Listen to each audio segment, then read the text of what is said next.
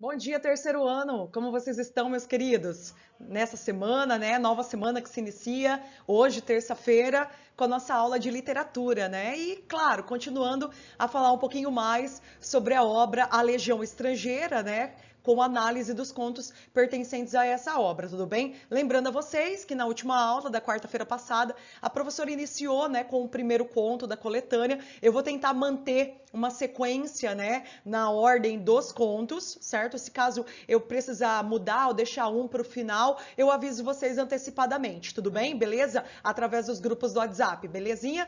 Então, né, só para recordar algumas coisas que nós falamos na última aula, espero que vocês anotem isso no caderno, principalmente as coisas que eu vou falando, tá? Porque os slides, querendo ou não, eu tô mandando para vocês toda sexta-feira. Então, não sei se vocês estão reparando ali nos grupos do WhatsApp, a professora sempre ao finalzinho ali da aula da sexta-feira, né, 11h30, meio-dia, eu já encaminho os slides da semana, tanto de literatura quanto de arte, tá? Então espero que vocês estejam fazendo bom uso desse material que eu preparei para vocês. E claro, se tiver alguma dúvida, né, alguma referência, né, alguma coisa que não ficou tão clara no momento da minha explicação, é só me mandar através do WhatsApp, tudo bem? Estou sempre disponível ali para tirar as dúvidas, os questionamentos e também para bater um papo às vezes, né? Porque eu sei que vocês, como eu também, sinto bastante falta dessa relação em sala de aula, né? Que não tem a ver só com perguntas, e sim do ponto de perspectiva de vocês durante a leitura desses contos da Clarice Lispector, né? Então, continuando, né? Eu só vou retomar algumas coisinhas que eu falei na última aula sobre esse primeiro conto, Os Desastres de Sofia, e dou continuidade até o final dele para começar o próximo conto ali na sequência da coletânea, tudo bem? Então, lembrem lá que essa coletânea, né, a Legião Estrangeira, ela é uma coletânea com 13 contos, e esses 13 contos também podem aparecer em uma outra obra que a autora publicou em 1971, que foi Felicidade Clandestina, tá? Então eles são contos que aqui no Legião Estrangeira eram inéditos, mas que depois, ao longo de um processo editorial da autora, também pela escolha, né, pessoal, de alguns contos que não foram tão bem aproveitados nessa primeira coletânea de contos, foi novamente publicados ali em uma outra coletânea, né, denominada de Felicidade Clandestina, tudo bem? De 1971, certo? Esse primeiro conto, Os Desastres de Sofia, como eu comentei na última aula, ele é um conto que aparece nessa coletânea e também futuramente vai aparecer na obra Felicidade Clandestina, tá? Então fiquem atentos, porque ele não foi apenas vinculado a essa obra, tá, gente? Ele vai aparecer ao longo de outras publicações, outras formações editoriais da autora, né? Ao longo da sua carreira como escritora literária aqui da terceira fase do modernismo, tudo bem? Ligado ali àquela linha de prosa existencialista, certo, gente? Então, só pra gente resgatar algumas coisinhas do enredo, né, dessa obra, se trata ali de uma menina que na verdade ela vai contar o conto no presente, né? Ela começa, você não tem essa referência no início do conto. Para quem fez a leitura, vai perceber que ela já inicia o conto, né? Essas primeiras páginas ali, já que é um conto um pouco mais volumoso, né? Comparado a outros, tem um número maior ali de páginas. Ela inicia o conto já com esse processo memorial, né? Já se referindo ali ao passado, quando ela tinha apenas 9 anos de idade. Você não sabe o nome da menina, na verdade, Os Desastres de Sofia, a gente tem a impressão que a protagonista, ela vai ser chamada de Sofia, mas se você leu com atenção, em nenhum momento a narradora em primeira pessoa, né, que vai trazendo esse lado autobiográfico, né, de passagens ali da vida dela que aconteceram praticamente há 4 anos atrás, porque ao longo do conto você percebe que na verdade ela já é uma garota de 13 anos, né, já é uma adolescente de 13 anos, e por conta, né, de um ocorrido, ela fica sabendo da morte, né, prematura ali do seu professor do Fundamental 1, certo, gente? Que, querendo ou não, foi uma pessoa que marcou de forma significativa a vida dela quando ela tinha apenas 9 anos. Então ela acaba, né, a partir dessa informação, né, essa informação triste, obviamente, ela acaba tendo ali algumas lembranças, né, que vão sendo narradas por ela em primeira pessoa, tudo bem? Beleza? Mas ao longo dessa leitura e dessa análise do conto, você não tem certeza se o nome da protagonista, né, dessa jovem, é realmente Sofia. Na verdade, se a gente fizer uma análise um pouco mais profunda, a escolha, né, do nome Desastres de Sofia, feito pela Clarice Lispector, tem a ver com vários fatores. O primeiro que eu comentei com vocês a gente imagina que a Clarice ela leu, né, uma obra, né, denominada Os Desastres de Sofia, escrita ali no final do século XIX, começo do século XX, pela Condessa de Ségur, né? Então a gente imagina que há uma certa intertextualidade entre esses dois contos, né, o conto francês e consequentemente o conto brasileiro escrito pela nossa Clarice Lispector, tudo bem? Então a gente tem essa questão de alusões, né, de referências ali a esse conto. Só que vocês vão perceber, né, que na verdade a Clarice também dá a sua própria forma para esse conto, né, gente? Ainda mais se tratando da construção da protagonista, ok? Dessa criança, dessa adolescente. Tudo bem, gente? Beleza? Além disso, né, Sofia é um nome que quando você vai analisar o significado desse nome, ele transmite o termo sabedoria. Tá? Então, na verdade, tem uma certa simbologia, né? Uma certa metáfora da escolha também desse nome Sofia, que não necessariamente é o nome da protagonista, tá? Em nenhum momento você tem o nome Sofia sendo utilizado, né, para se referir a essa protagonista. Então, tomem bastante cuidado, porque isso também pode ser uma certa pegadinha ali em algumas provas, por exemplo, na prova do vestibular da UEM, tudo bem? Beleza? Então, a gente não tem certeza. Na verdade, na minha opinião, e também de algumas análises que eu li, né, sobre esse conto e também sobre outros, da Clarice Lispector, a protagonista é um pouco da Clarice Lispector, tá, gente? Então, na verdade, você consegue enxergar essa profundidade, né, esses sentimentos, essas epifanias, né, que vão aparecendo ali ao longo do conto,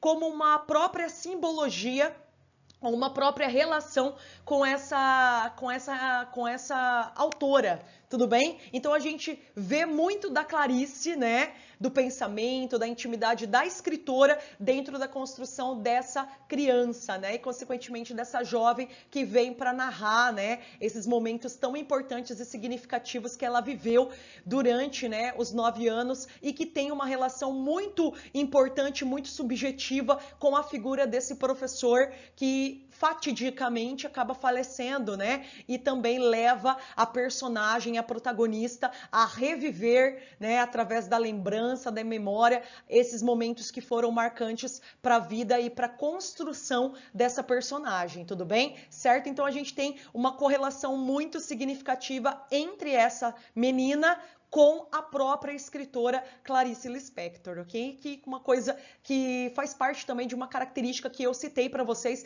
ao longo da análise das técnicas da Clarice, né? Não tem como desassociar, né, a linguagem e os personagens principais da própria visão particular e íntima da Clarice Lispector, tá? Então tem muito de Clarice naquilo que ela constrói dentro da literatura clariciana, tudo bem? Beleza? Como eu disse para vocês, o ambiente da obra, principalmente nesse momento de lembranças, né, da protagonista, é o ambiente escolar, né? Quando você tem ali a relação, né, entre a menina, certo? A estudante, ok? E também o seu professor, tá? Certo? Então a gente tem todo esse ambiente sendo o principal ali na construção do enredo da obra, tudo bem? Beleza, gente? E como eu disse para vocês, né, o foco principal da história, né, que também vai levar a essa consciência e também essa análise, né, existencial da protagonista, dessa menininha de 9 anos, é a relação tumultuosa e ao mesmo tempo disputada entre a menina, a protagonista, né, com 9 anos, e o seu professor. Havia uma certa rispidez e uma certa ironia, né, por trás do relacionamento entre os dois. Ela mesma diz, né, que ela não foi, quando ela tinha 9 anos, ela não foi uma aluna, né, muito centrada, né, no compromisso escolar. ela ia para a escola, mas ela estava muito mais preocupada em tirar a atenção do professor e, consequentemente, dos amigos da sala, do que realmente obedecer às regras, estudar. E isso colaborou, querendo ou não, para que o professor mantivesse, né, uma certa relação com ela de distanciamento. E, querendo ou não, isso a fascinava, né? Ela tinha fascínio por tirar, né, o professor da sua ordem e da sua harmonia, né? Então ela gostava realmente de cutucá-lo, né, de chamar a atenção dele, para que consequentemente ele também se sentisse invadido e também se sentisse um pouco manipulado por essa criança de 9 anos que era a protagonista, tá? E ela diz bem claro, né, ao longo ali do conto, que na verdade agora, aos 13 anos, o professor se encantaria, porque na verdade ela se tornou uma menina totalmente diferente. Então antes, né, aos 9 anos, ela era uma menina que gostava de aprontar, gostava ali de chamar a atenção do professor, né, chamar a atenção dos amigos durante as aulas, não gostava muito de obedecer regras. E aos 13 anos, depois desses 4 anos, né, ela se transformou em uma aluna totalmente diferente. Então ela não gosta mais de chamar atenção, né? Ela não gosta de importunar e, consequentemente, se o professor ainda estivesse vivo e tivesse a oportunidade de vê-la, né, como uma nova aluna depois desses 4 anos, ela tem certeza que ele se surpreenderia com as novas posturas que a aluna toma, né, agora aos 13 anos, tá? Certo? Mas então a obra em si gira em torno dessa relação, né, desarmônica entre a menina e o seu professor. E é muito interessante que ela vai descrevendo no começo do conto, na visão da menina de 9 anos, como era o professor, né? Ele era um adulto grande, gordo, silencioso, que mesmo ela, né, provocando ele ali, ele sempre tentava manter uma certa paciência em relação às atitudes erradas da menina, né? Certo? E aquilo também a provocava. Ela tinha um certo prazer, né? Misturado ali com outros sentimentos nessa provocação com o professor, tá? Ao longo do enredo, a gente vai fazendo essa leitura e análise e vai percebendo, né, um certo triunfo da criança em relação, essa criança rebelde, né, em relação ao professor. Então, mesmo o professor tentando corrigi-la, né, e colocá-la no devido lugar, ela se satisfazia em tornar a vida do professor desconfortável dentro da escola e dentro da sala de aula, tudo bem? Então, ela sentia prazer, era como se ela fosse para a escola no intuito de transformar a vida do professor em um inferno, né, certo? E o professor, da forma que ele podia, ele tentava, né, reagir a essa rebeldia da menina, tudo bem? Então foi isso que a gente comentou na última aula, tá? Certo? Existe também uma certa relação, como eu comentei com vocês no finalzinho da aula, de um jogo de sedução entre a menina e o professor e a menina, né? Mas não que isso tenha a ver com uma sedução que vai para o nível de envolvimento sexual, não. É uma sedução íntima, né? Que colabora para essa rebeldia da criança cada vez mais aumentar ao longo ali do seu convívio escolar com o professor, tá? E conforme essa adolescente vai relembrando, né, vai memorizando essas situações, ela vai também percebendo que a relação, na verdade, entre os dois era uma relação de amor. Então, quando ela tinha 9 anos, ela fazia todas essas peraltices, né, simplesmente para chamar a atenção dele, porque na verdade ele era uma figura que aos poucos, né, conforme ela vai amadurecendo, ela descobre que era uma figura que realmente fez a diferença na vida dela, né, e que tinha um laço que os dois, querendo ou não, tinha um certo laço afetivo que os unia nessa relação escolar, tudo bem? Então aí eu até li esse trechinho para vocês, que é um trechinho bem revelador, né, de uma personagem que vai trazendo toda essa questão íntima, né, existencial a partir do processo memorial, né? OK? Ela diz lá: "Não amava como mulher, que eu seria um dia, amava-o como a criança que tenta desastradamente proteger um adulto, com a cólera que quem ainda não foi covarde e vê um homem forte, de ombros curvos, ele me irritava. Mas era uma irritação que ela não sabia de onde via, né? E por isso também essas ações que ela tinha dentro da sala de aula como uma forma também de chamar a atenção do professor. A gente tem a impressão, conforme ela vai relatando em primeira pessoa, que na verdade, quando ela tinha 9 anos, alguma coisa, né, nesse professor a irritava, mas também chamava atenção. E todas as peraltices que ela praticava ali durante as aulas, né, para tentar também tirar ele tirar a paciência dele e, consequentemente, dos amigos da sala, era uma forma também de trazer a atenção do professor somente para ela. Então, ela percebia que conforme ela tinha ações, atitudes erradas ali durante a sala de aula, né, durante as aulas em si, era uma forma que ela conseguia realmente a atenção do professor. E isso, querendo ou não, era uma coisa grandiosa para a menina, né? Que ela vai percebendo ao longo também do seu amadurecimento biológico e, consequentemente, amadurecimento existencial, tá? Então, é muito interessante. Dando sequência agora, né, para algumas coisas que a professora ainda não falou, tá? O conto, ele focaliza, né, conforme ela vai narrando ali, vai ter um momento muito importante que prepara, obviamente, para essa questão da epifania e, consequentemente, essa análise mais íntima que a personagem vai ter, certo? Que é uma situação cotidiana ali dentro do colégio, dentro da sala de aula, da aula em si, que o professor, né, chega um dia para a aula e pede para os alunos escreverem uma redação. Na verdade, ele começa a aula, né, de uma maneira bem lúdica, para, querendo ou não, motivar os alunos a escreverem essa redação, e fala assim para eles, né? Eu vou contar uma história, né? Então ele começa a contar a história, certo? Conta ali para os alunos e depois que ele termina essa história, ele diz assim, ó, agora, a partir dessa história que eu contei, eu gostaria que vocês escrevessem uma redação com as próprias palavras de vocês, tudo bem? Podem usar a mesma base da minha história, mas utilizem as suas próprias palavras, tá? Quem terminar a redação já pode sair para o recreio, tá? E claro que a protagonista, né, vai ficar pensando assim, nossa, que chato, eu não quero escrever uma redação, obviamente, porque ela quer contrapor, ela quer insultar o professor, certo? Em relação à atividade que ele passou. Então, ela começa a escrever a redação a partir daquela história prévia, né, que o professor contou.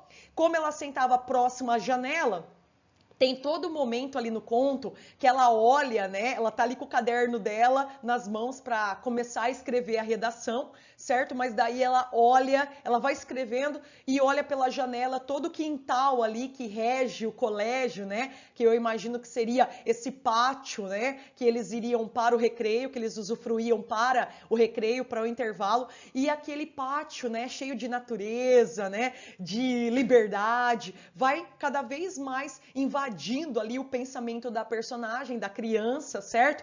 E faz com que ela queira escrever rapidamente a redação para terminar rapidinho e já partir ali para o intervalo e ficar livre também da aula em si, certo? E é isso que ela faz. Ela resolve escrever rapidamente a tarefa dada pelo professor e, de uma forma impetuosa, né, termina a redação, ainda ela fala, eu sabia escrever com as minhas próprias palavras, então, aparentemente, escrever essa redação foi fácil. Então, ela escreve, né, rapidamente para sair logo para o intervalo e também para chamar a atenção do professor, ok? Daí termina a redação, deixa o caderno, né? Todo mundo tá escrevendo ainda, mal começaram a escrever a redação, ela já tinha terminado, né? Deixa o caderno aí na mesa do professor, daí ele até fala, mas já terminou, certo? Ela já. E deixa o caderno e sai pela porta, né? Como se fosse ter a liberdade ali de um intervalo até maior do que os demais alunos. Certo, gente? Então, tem todo esse processo da redação que vocês vão ver ao longo do conto, né? Que, querendo ou não, leva a personagem a algumas revelações futuras, né? No decorrer ali da história, ok? Aqui eu trago para vocês alguns trechos, né? Que fazem parte ali da construção do enredo, para que vocês possam ter uma ideia, né? desse momento da redação que vai colaborar para momentos ali de revelação e, consequentemente, esse mergulho na intimidade e na construção da existência da protagonista criança, tudo bem? Beleza? Então ele diz lá, essa relação impetuosa, né, entre a menina de 9 anos e o professor perdurou até que um dia o professor pediu uma redação. Ele contou uma história de cunho moral, certo? Para incitar a escrita, né, dessa redação pelos alunos e pediu aos alunos que a reescrevessem com suas próprias palavras, tudo bem? Aqui eu trago o trechinho da história, né, que o professor conta para estimular essa produção textual dos seus alunos de 9 anos, ok? Vai lá. Vou contar uma história, disse ele, e vocês façam a composição, mas usando as palavras de vocês. Quem for acabando não precisa esperar pela sineta, já pode ir para o recreio. O que ele contou, né? Então ela traz ali pela memória mais ou menos a história que ele conta para estimular a escrita da redação pelos alunos, né? Vai lá, o que ele contou. Um homem muito pobre sonhara que descobrira um tesouro e ficara muito rico. Acordando, arrumara sua trouxa, saíra em busca do tesouro, andar o mundo inteiro e continuava sem achar o tesouro. Cansado, voltara para sua pobre casinha. E como não tinha o que comer, começara a plantar no seu pobre quintal.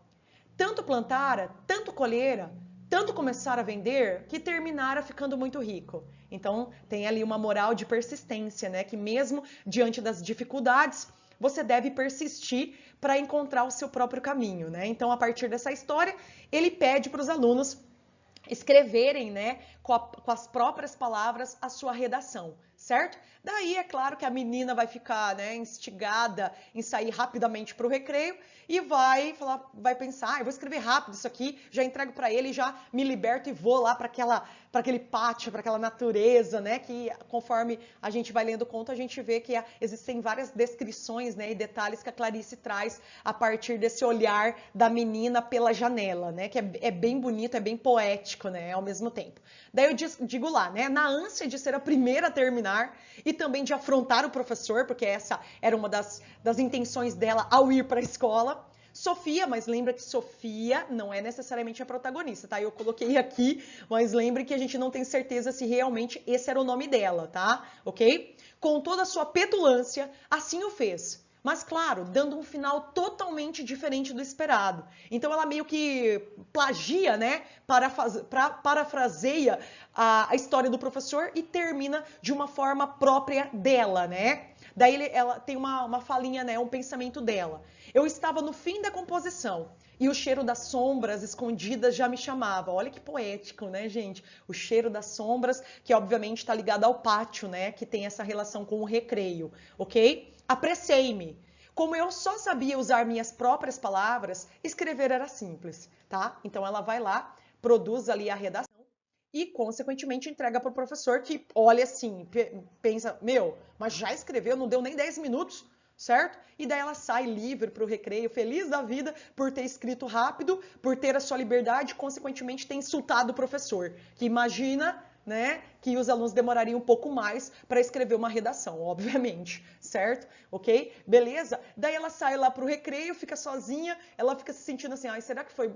Ela fica pensando, né? Ai, mas eu tô aqui sozinha, o pessoal da minha sala ainda vai demorar um pouco para terminar. Será que isso foi positivo? Daí ela começa, né, ali no pátio, meio que olhar, né, o cenário natural que está relacionado também a essa questão da liberdade e vai tendo ali alguns pensamentos. Até que, certo? Toca o sinal, ela também, como foi a primeira a sair, consequentemente ela é a primeira a voltar para a sala. E ela fica sozinha com o professor na sala. Ela percebe que o professor ainda está lendo, né, as redações, não só dela, mas consequentemente dos outros alunos.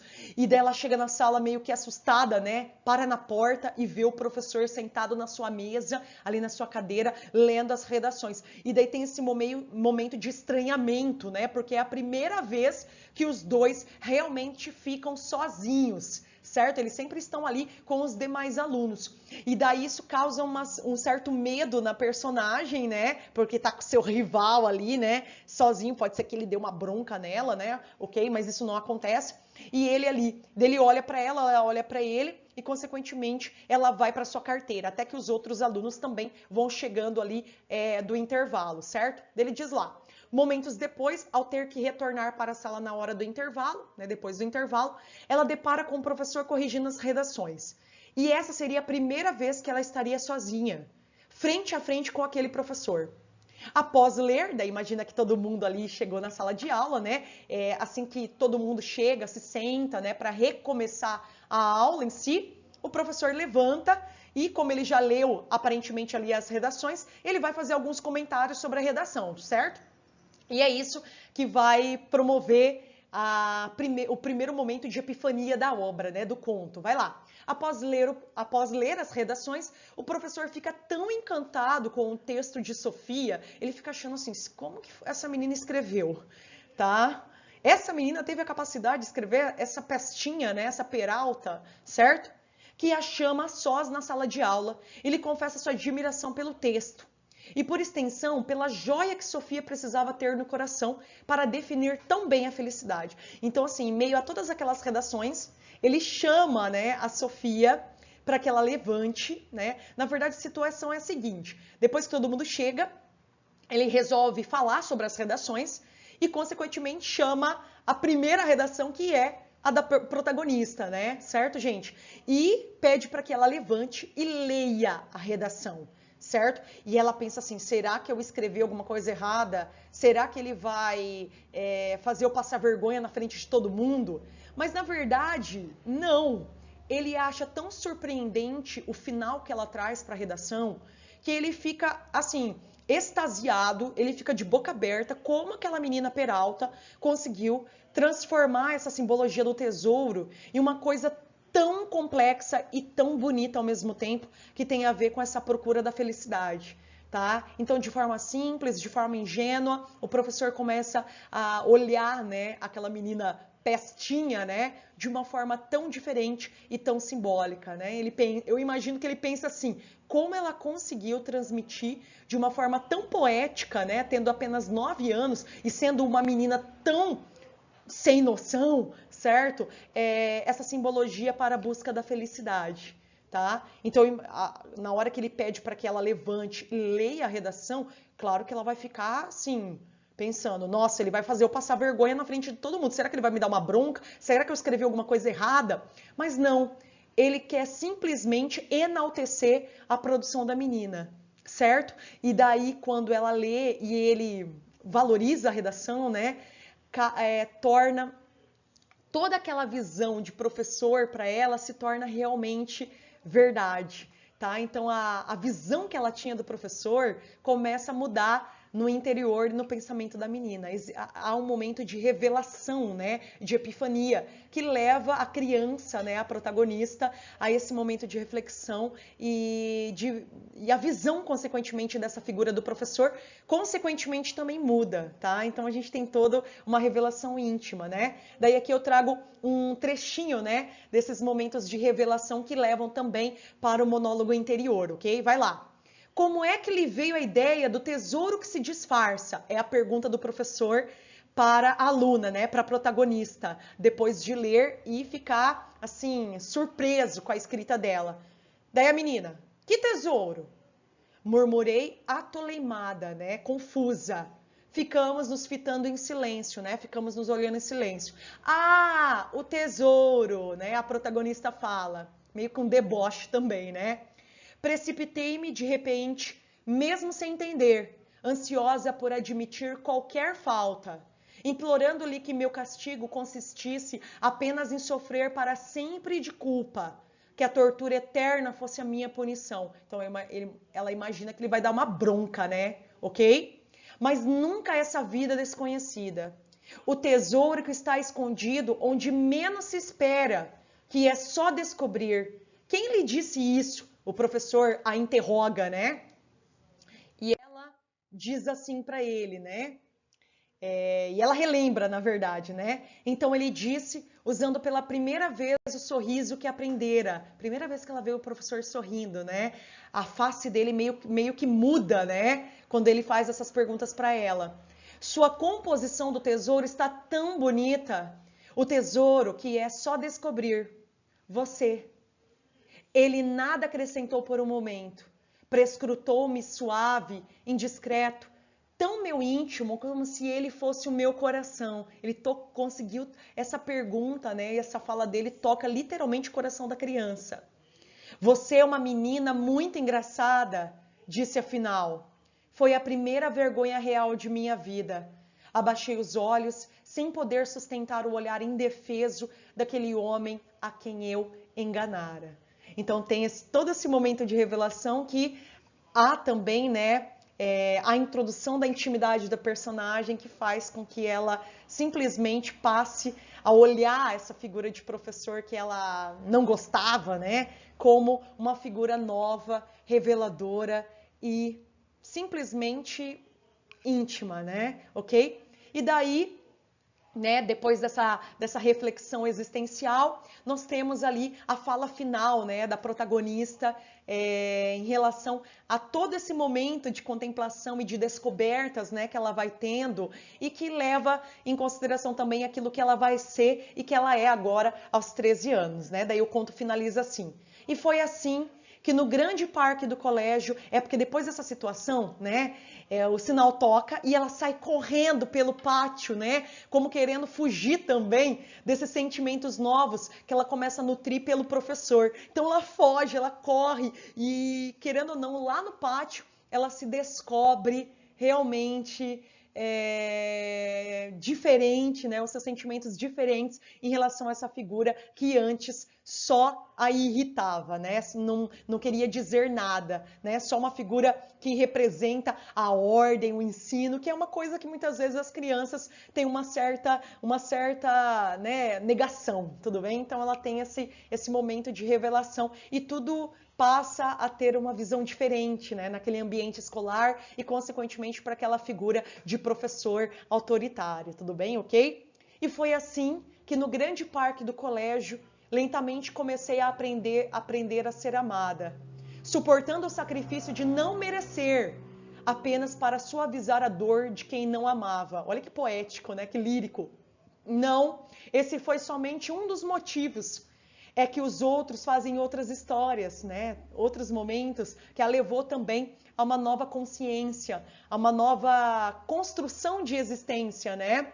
Em algumas foi de meu coração que outras garras cheias de duro amor arrancaram a flecha farpada e sem nojo de meu grito, né? Então foram outros momentos ali naquele ambiente escolar e também no ambiente fora da escola que me fizeram manter uma postura diferente, né, em relação à minha vida e a quem eu gostaria de ser.